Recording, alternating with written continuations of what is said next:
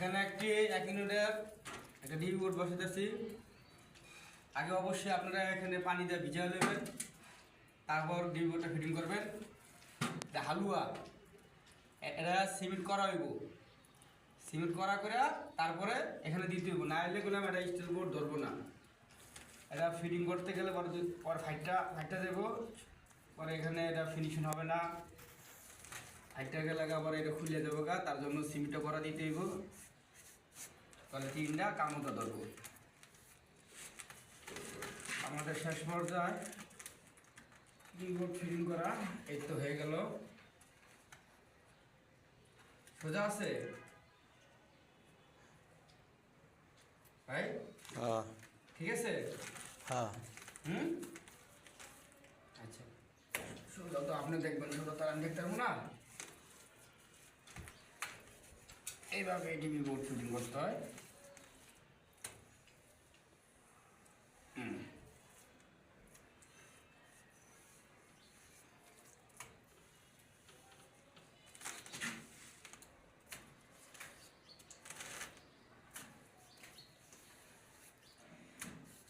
হাতটা দিলে একটু উপকার আছে, সিমেন্ট বালগুলোর ভিতরে দেওয়া দেওয়া যায়,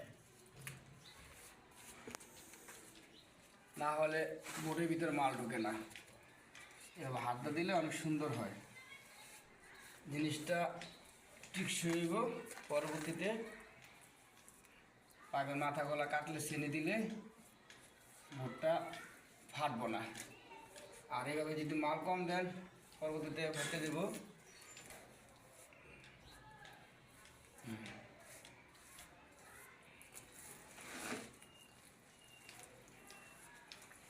আস্তে আস্তে মাল ধরাবেন, তাহলে জিনিসটা সুন্দর হইব। এক চান্সে মাল ধরালে ফেটে হইব। হ্যাঁ,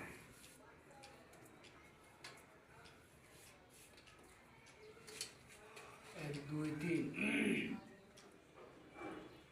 ঠিক আছে। তাহলে এখানে ইটা লাগবো না, আসল বেজালটা আগে নিলাম।